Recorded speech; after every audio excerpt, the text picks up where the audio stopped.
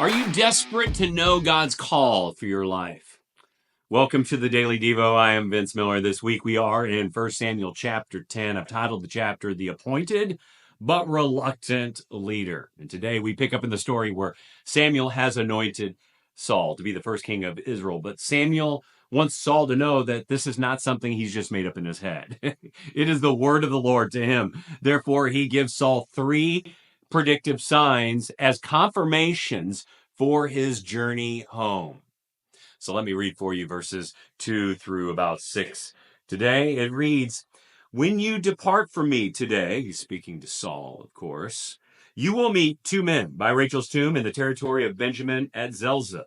And they will say to you, the donkey that you went to seek are found, and now your father has ceased to care about the donkeys and is anxious about you, saying, what shall I do about my son? Then you shall go on from there farther and come to the oak of Tabor. Three men are going up to God at Bethel. Will meet you there, one carrying 3 young goats, another carrying 3 loaves of bread, and another carrying a skin of wine. And they will greet you and give you 2 loaves of bread, which you shall accept from their hand. After that, you shall come to Gibeath-elohim, where there is a garrison of the Philistines, and there, as soon as you come to the city, you will meet a group of prophets coming down from the high place with harp, tambourine, flute, and lyre before them prophesying. Then the Spirit of the Lord will rush upon you, and you will prophesy with them and be turned into another man." So Samuel is not your modern day televangelist, is he? He describes 3 extremely detailed events that confirm God's word to Saul as his appointment as the first king of Israel. And today I want to look closer with you at the 3 confirmations that Saul will encounter on his way home. Confirmation 1 is 2 men with 1 message. 2 men and 1 message. So the first stop was Rachel's tomb. Now, we might not know who Rachel was, but Samuel did. Rachel was a matriarch of Israel. She died while giving birth to the last of the sons of Israel, and his name was Benjamin. And Saul is one of her descendants. In fact, Saul is a Benjamite. So Saul would stop at her tomb and meet 2 men there. And the symbolism in this encounter at this 800-year-old tomb is rich. It's profound.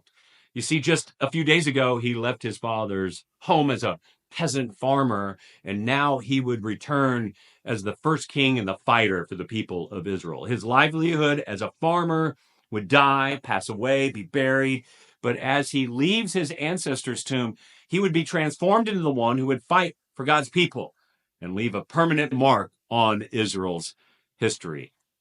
Confirmation 2, 3 men with 2 loaves, 3 men and 2 loaves.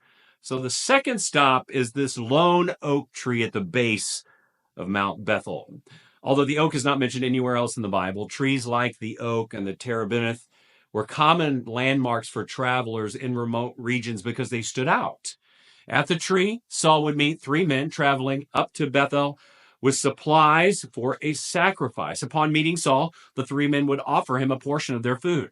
If you recall, just a few days before, Saul was traveling through these same hills. He and his servant ran out of provisions of bread.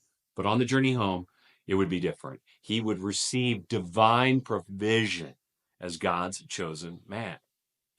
Confirmation 3, 2 opposing groups of people. So the last stop is actually Saul's home, Gibeath-elohim. Yet as Saul returns, he witnesses 2 strange and odd events. A garrison of Philistines camped out, and a group of praising and prophesying prophets. This bizarre scene is the tension that would actually define the calling for the rest of Saul's life, a tension between God's people and God's enemies. And upon witnessing these 2 groups, the Spirit of God rushed upon him and transformed him into a different man, and he began to prophesy with these prophets, which is strange. Now, remember, these 3 signs were confirmation of God's word to Saul through Samuel and his selection of Saul as the first king. So you would think after Saul experienced them, he would move ahead with some level of spiritual confidence. But as we will see in the coming verses, his appointment as king will be met with fear and trepidation instead. So strange. But God's word is confirming. It is confirming. And this is because God's word is perfect, unchanging, and timely. God's word is not just for Samuel and Saul. It is for you, my friend. If you are trying to understand this life and your unique calling, God's word will clarify and confirm it. You can clarify and confirm your calling and purpose by regularly reading it, hearing it communicated by others like myself, or confirming it in and through divine occurrences in your life. So, today, if you feel concerned or confused about your calling, here is what you need to start doing. Increase your intake of God's word. Just start reading it more. Take it off the shelf. Dust it off. Break open the binding of those unfolded pages in God's word. Read it and trust it and its divine providence over your feelings. Stop trusting your feelings. Trust God's word. Put yourself too around grounded believers and look around for what God is trying to tell you.